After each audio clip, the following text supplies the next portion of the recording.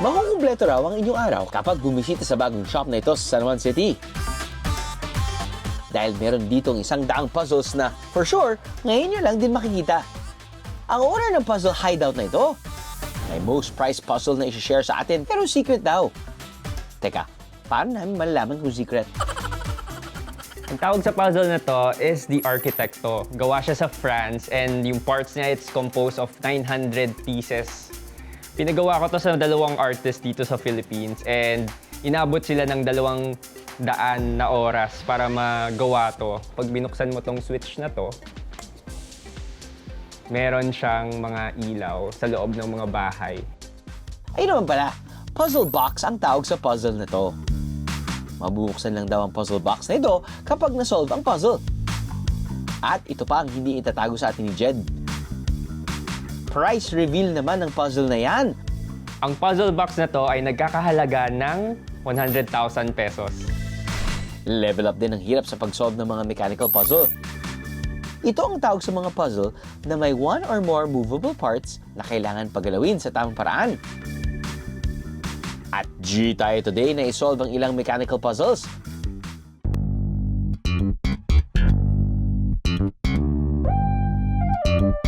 Ring. So, yung objective yata is, kailangan mong i-unring siya. So, magiging 2 pieces, tapos ibabalik mo siya as 1 piece. Buo na siya. Mukha siyang buo, pero hindi pa siya talaga siya buo.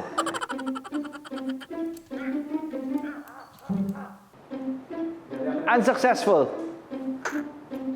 Di kaya ng powers. Sirit na, Jed. Sige na. Show me the solution! Wow! Sumasakit na yata ang ulo ko. Okay, next puzzle tayo. Wow, puso. Very romantic gift to. So, kailangan mag-isang puso sila.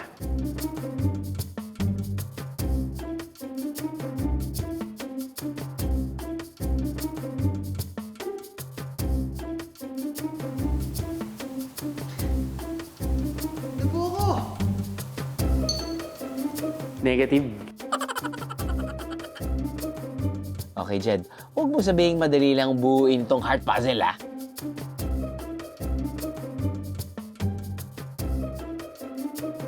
What? Nakaka-heart attack ang skills mo, Jed.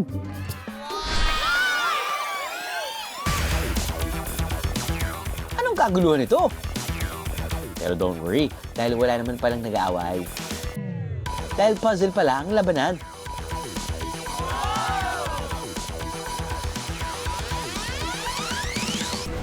What is up mga kaaha? Ako po si Aaron Maniego, ang inyong pambansang animal. Joke lang! Ngayon po susubukan po natin ang talas ng isipan ng ating AHA Squad. Ang gagawin po natin ay ang Horseshoe Challenge. Handa na ba kayo? Yan! Yes! Kailangan ko pa naman sa energy! Ano ba? Atak! Ano ba? Ano ba? Ayaw ba? Sa likod!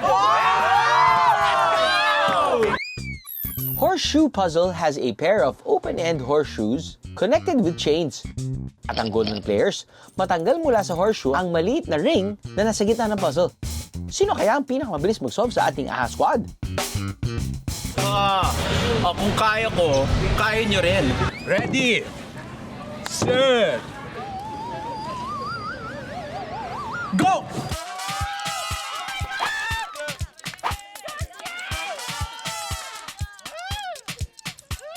Lumipad na parang ibon itong si Bagwis at natapos in 30 seconds ang puzzle.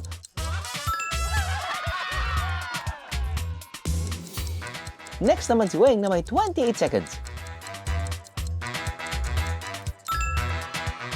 At ang ating champion for today's challenge, Isipin mo, exam mo yan. Papasa ka ngayong semester na to.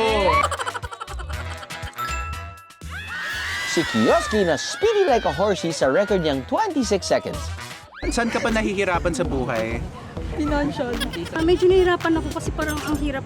Kailangan titigan mo talaga siya, tsaka pag-aralan mo yung ano. Ang ating grand champion po ay si Kioske! At dahil dyan, Kioske, magkakaroon ka ng magandang grado this semester. Yes! Pero hindi lang daw libangan ang pag-solve ng puzzles. Dahil para kay Mami Leng, Isa ito sa mga kumukumpleto ng occupational therapy program ng 3-year-old son niyang si Stephen, na may autism.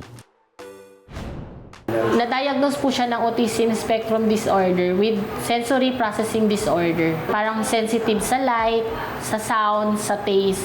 Yung ayaw niya sa maraming tao. 1 year and 3 months siya nun. Mga 6 months po, napansin na ng mga biyanan ko na pag tinatawag po nila si Stephen, hindi siya nalingon. Tsaka yung eye contact niya, wala siyang eye contact. Malaking tulong daw ang puzzle, lalo na sa kids with special needs. Sa children po, more on yung gamit po ng puzzles is to develop po yung mga fine motor skills nila, yung cognitive skills po such as problem solving skills, and as well as yung para po ma-increase po yung mga attention span, yung concentration po saka yung sitting span po. Habang mas bata siya, mas mabilis yung progress niya. Malaking tulong yun sa kanyang development. Sobrang laki ng nakita kong effect kay Stephen sa pagpapatherapy ko sa kanya. Dati wala siyang eye contact. Ngayon, ang laki na ng eye contact niya. Talagang pag tinawag ko siya, tumitingin talaga siya sa akin sa mata. Nalingon na rin siya po pag tinawag ko siyang Stephen. And because puzzles are for everyone, alam niyo bang parehong left and right hemispheres ng ating brain ang gumagana tuwing naglalaro tayo ng puzzle?